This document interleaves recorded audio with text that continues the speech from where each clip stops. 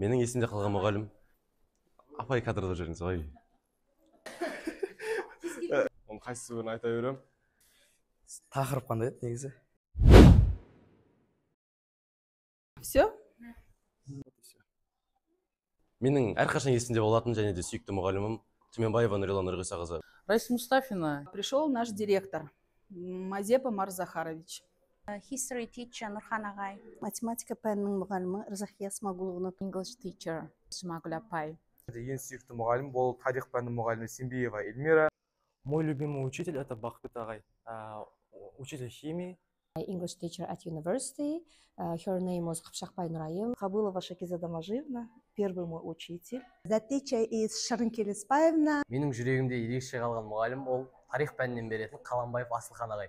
The teacher I remember the most is Тамара Көзденова. Ол әрқашан бізге қолдау көрсетіп, біздің екінші анамыздай болған адам. Нұрила Нұрғисақызы, сізді жақсы көреміз. Өзі ауырып тұрса да, біздің көңілімізді қалдырмай, бізге қамқор болып, бізге қарап жүрді. Мне запомнился мой урок, который был буквально один раз в моей жизни. Я тогда училась в 38-й школе. Это был настолько замечательный урок. Почему? Потому что для нас, мы были тогда учениками 5-6 класса, было тяжело воспринимать материал. И он рассказал нам настолько удивительно, что вот сейчас мне уже 46 лет, и я до сих пор помню этот урок.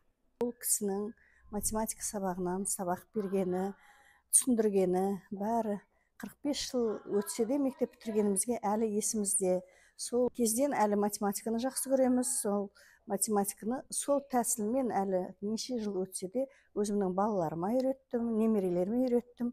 Ұстаз деген өте үлкен халық, сол ұстаздардың алдында басымды иемін.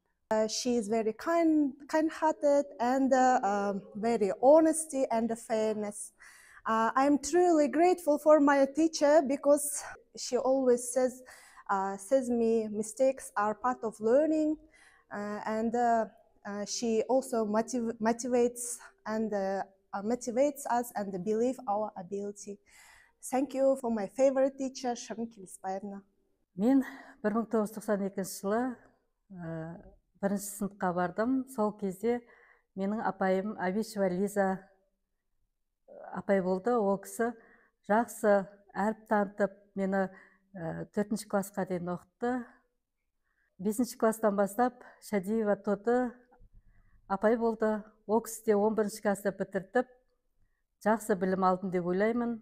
Ол кісілерді мақтан тұтамын. Алғашқы ұстазым Зоя Васильевна Цветкованың қандай мамандықты игерсеңдер де тек қажырлы жұмыс деген сөздері әрқашан есімде.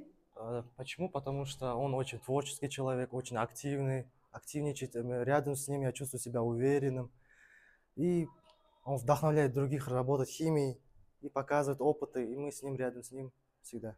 Шакизада Мажиевна повлияла на нас. Мы все равнялись на нее, мы хотели быть похожими на нее. И вот благодаря тому, что она имела большое влияние на нас, на своих учеников, многие из нашего класса стали учителями. Мен Жәмил апайға мың алғыс айтамын, себебі ол мені түрлі жарыстарға, түрлі оқуларға қатыстырған болатын. Соның арқасында мен өз-өзіме сенімді болып, жарыстардан түрлі орын ала бастадым. She always made the classroom warm and safe. She always believed in us, even when we didn't believe in ourselves. And she always encouraged us. She was always kind, patient and full of energy. She believed in every student and always encouraged us to do our best. I remember how she helped me when I was shy to speak in class. And because of her, I started to enjoy learning English. Жұмагүл апай didn't just teach the subject, and also she taught us to be confident and kind. Сол ағайдың арқасында мен тарихқа деген қызығушылығымды аштым. Өмір сабақтарын және тарих сабақтарын ұштастырғаны менің жүрегімде қалды, және мен қазір 10-шы сынып оқушысы ретінде шығармашылық мамандықты таңдап сол тарих пәніне дайындалып жатырмын. бесінші сыныптан бері келіп дамымай жатқан тарих пәніндегі махаббатым мен құштарлығымды аштырды. Эльмира апайыма көп рахметімді айтамын. Поддерживал нас казахов, всегда говорил, что русский язык, как казахский язык, родной язык. Если ты начинаешь говорить на своем родном языке и на русском, ты все равно остаешься кем ты был, и казахом, и русским. Мы все едины, она всегда говорила, и никогда не оскорбляла. У нее была мотивация, чтобы мы научились говорить правильно, родную речь, родное слово. Вот этим я и гордился с этой учительницей. She made every lesson interesting, and she inspired us to love the English language. We were never afraid to make mistakes because she believed that every mistake helps us grow. And unfortunately, she's no longer with us. She has passed away, but her influence and kind words remain in our hearts. For me, Tamara Kuzdenova will always be a bright example of wisdom, kindness, and dedication. I'd like to talk about a teacher who left a lasting impression on me. Though he was no longer with us, but his name will forever remain in my heart. He was not only a brilliant historian, but also he was a talented composer.